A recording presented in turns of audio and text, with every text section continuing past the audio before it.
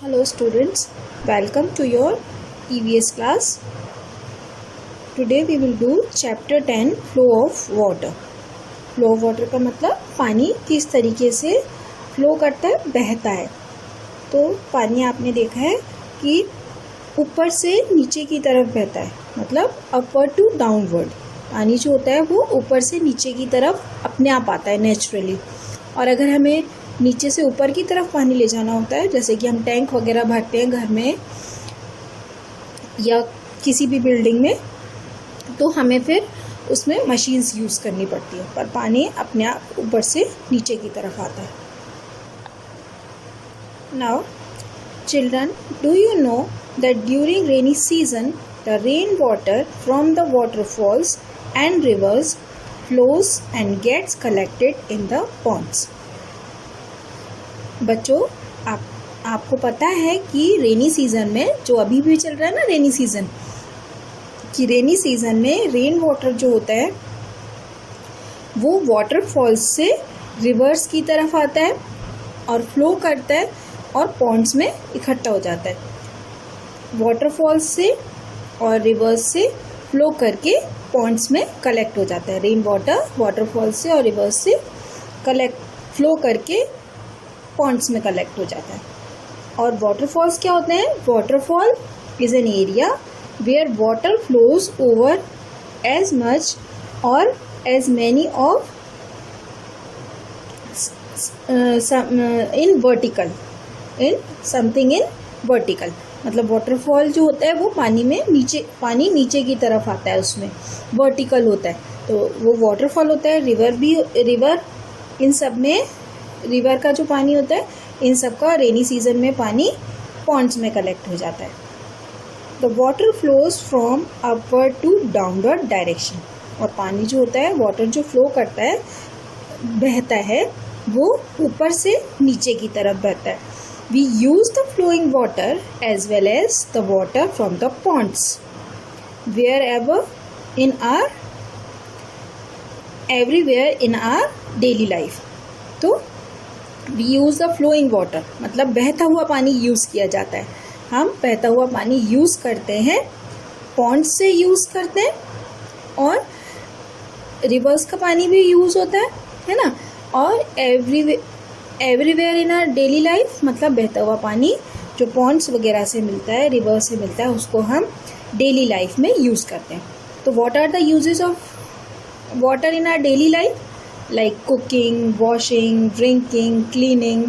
तो ये सब काम हम डेली करते हैं पानी, वाटर यूज़ करके। कुकिंग करी जाती है, वॉशिंग की जाती है, और सबसे ज़्यादा ज़रूरी, सबसे मेन तो ड्रिंकिंग की जाती है। तो वाटर के यूजेस हैं ये सब। Water in the fields. Fields का मतलब खेतों में पानी कहाँ से आता है?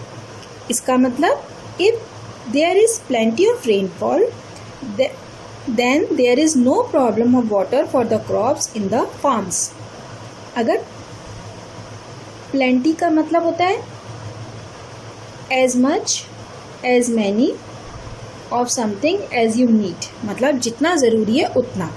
अगर रेनफॉल मतलब बारिश उतनी आती है जितनी ज़रूरी है, तो फिर पानी नो प्रॉब्लम मतलब कोई पानी की परेशानी क्रॉप्स में नहीं होती है, खेतों में पानी की परेशानी नहीं होती है।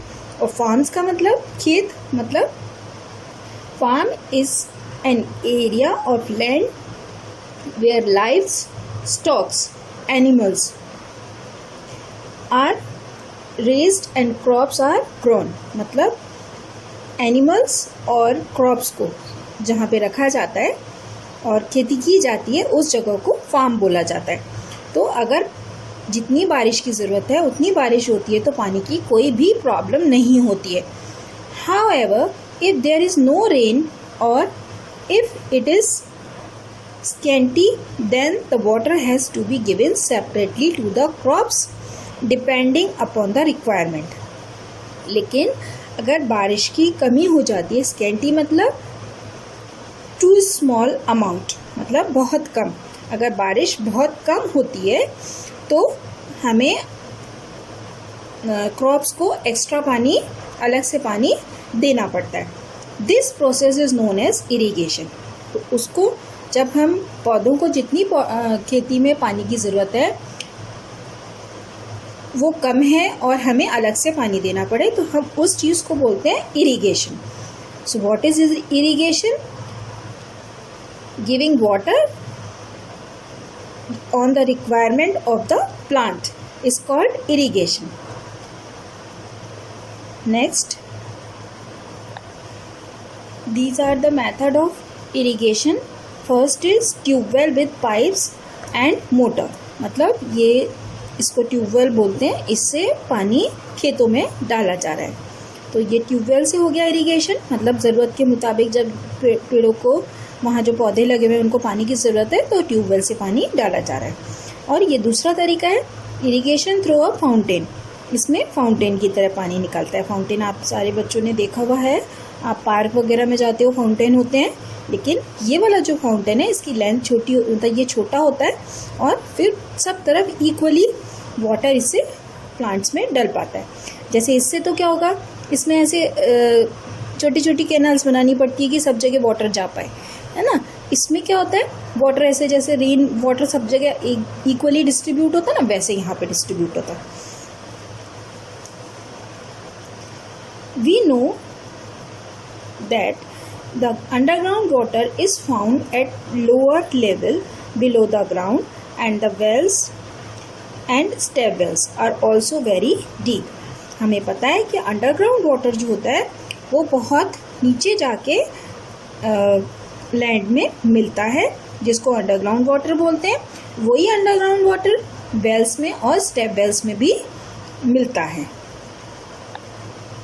We have to take the help of some equipment so the water can be drawn out from the ground and through which we can supply the water to the fields.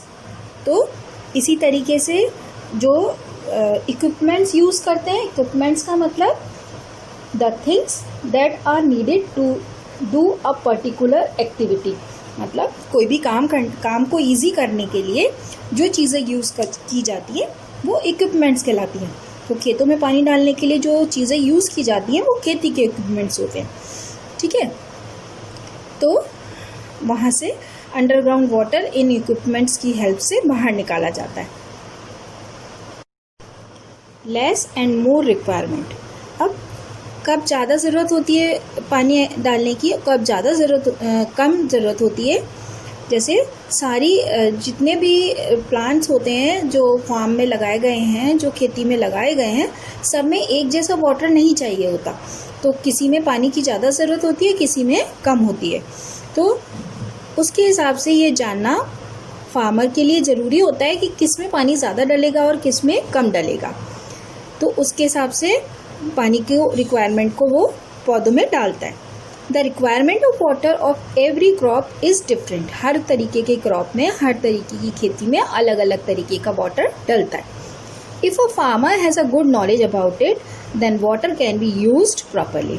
अगर फार्मर को clearly अच्छे से पता है कि कौन सा water डालना चाहिए, कितना वाटर डालना चाहिए, तो पानी का यूज़ प्रॉपर होता है.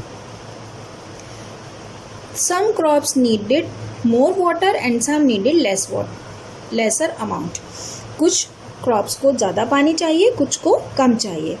In this way wastage of water can be prevented. Prevented मतलब बचाया जा सकता है, wastage मतलब खराब होने से. इस तरीके से हम पानी के वेस्टेज को पानी को खराब होने से, वेस्ट होने से बचा सकते हैं. अगर हमें पता है कि किस में ज़्यादा डालना है, किस में कम डालना है, तो हम पानी की वेस्टेज को बचा सकते हैं. The crops of rice, sugarcane and paddy require more water. अब किस किस को ज़्यादा पानी चाहिए होता है? एक तो राइस को चाहिए होता है, शुगर केन को चाहिए होता है और पैडी को चाहिए होता है. तो राइस बच्चों आपको पता है चावल को बोलते हैं, शुगर केन गन्ने को बोलते हैं, और पैडी वो चीज़ होती है, rice that has not been processed in any way and is still in the stock. मतलब जब वो जो राइस होता है ना, वो एक ब्राउन कलर के छिलके में छोटा छोटा पतला पतला उसके ऊपर छिलका होता है, उसके अंदर होता है, फिर उसको क्लीन करके निकाला जाता है तो वो राइस बन जाता है. लेकिन जब वो उसके अंदर होता है तो उसको पैडी बोला जाता है. तो इन तीनों में शुगर केन में, राइस में और पैडी में वाटर की ज़्यादा ज़रूरत होती है। Whereas the crops of peas, gram, onion, cucumber require less amount of water. और जो पीस हो गया, मटर, ग्राम चना, अनियन प्याज, कुकुम्बर खीरा, इन सब में इनकी जब खेती की जाती है तो उनमें पानी की कम ज़रूरत होती है। हाउ डज अ राहत वर्क? अब खेतों में पानी डालने के लिए एक मशीन यूज़ की जाती है जिसका नाम है राहत। राहत is a wheel like structure installed over shallow well और स्टेप वेल्स। एक राहत व्हील की तरह स्ट्रक्चर होता है, ये आपकी पिक्चर में दिख रहा है, ये व्हील की तरह स्ट्रक्चर होता है। ये शैलो वेल्स मतलब जो ज़्यादा गहरे नहीं होते हैं उनमें, और स्टेप वेल्स में इसको यूज़ किया जाता है। Many wells of water are attached over it, और उसके ऊपर बहुत सारे वेसल्स, जैसे ये जो लगे हुए ना, इनको वेसल्स बोलते हैं, तो ये इसके ऊपर लगे हुए होते हैं। When they enter the water inside the well, the vessels get filled with water. Then the vessel come out from the well. They move from upward to downward direction. When the wheel rotates, फिर इस wheel को चलाया जाता है। तो जब ये wheel घूमता हुआ ये वेसल्स के साथ अंदर जाता है इसके अंदर, तो पानी को भर के लाता है, और फिर जब बाहर आता है तो बाहर यहाँ पे पानी दूसरी तरफ निकलता जाता है। वहाँ पे वाटर को कलेक्ट कर लिया जाता है, जिसको इरिगेशन के लिए यूज़ कर लेते हैं। When the vessels come out from the well, they move from upward to downward direction. When the wheels rotate and the water continuously fall on the parapet of the well. इसका मतलब ये well की जो ऊपर ऐसे boundary जैसा बनाते हैं ना, इसकी बात हो रही है। From where the water flows through the drains and reaches the farm. फिर ड्रेन्स की हेल्प से यहाँ जो वाटर कलेक्ट किया वहाँ ड्रेन्स बना दी जाती है और खेतों में पानी पहुँच जाता है। Oxen are use to operate the rahat, और इस राहत को चलाने के लिए ऑक्सीजन यूज़ किए जाते हैं। ऑक्सीजन मतलब बेल, वो यूज़ किए जाते हैं। और as oxen move in circular path, और ऑक्सीजन जब सर्कुलर पाथ यानी कि गोल रास्ते पर घूमता है, if a sugarcane juice extracted machine this is placed in the centre then the juice can be obtained, और इफ अ घानी मशीन और extracted of mustard oil is placed in the centre then mustard oil can be extracted. मतलब अगर ये जो घूम रहा होता है इसके बीच में अगर शुगर केन को लगा दिया जाए, या सरसों का तेल निकालने के लिए इसके बीच में लगा दिया जाए, तो वो भी निकल जाता है, तेल भी निकल जाता है। मतलब ये इस तरीके से घूमता है कि इसके बीच में स्पेस होती है कि हम उसको लगा सकते हैं। तो ये जो व्हील है ये तो वाटर को कलेक्ट कर देगा, बाहर वेल में से निकाल के ले आएगा, और यहाँ बीच वाले पोर्शन में या तो ऑयल निकालने के लिए इसमें मस्टर्ड ऑयल निकाल सकते हैं यहाँ से, या फिर शुगर केन का जूस निकाल सकते हैं। तो इस चीज़ को बोलते हैं जब एक साथ दो काम हो जाते हैं। The saying of English is killing two birds with one stone, मतलब एक तीर से दो निशाने, एक साथ दो काम कर सकें। Nowadays the electric motors are more frequently used due to which the use of oxygen is reduced. अब आजकल लेकिन ऑक्सीजन को यूज़ कम करने लगे और मशीन्स यूज़ करने लगे।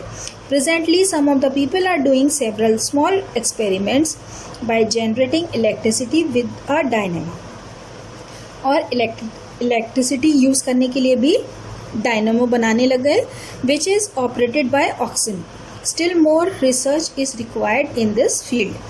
अभी भी इससे रिलेटेड और भी चीज़ें यूज़ की जा रही हैं। बच्चों, डायनामो वो चीज़ होती है device that changes energy from the movement of something such as wind, windmill और वाटर।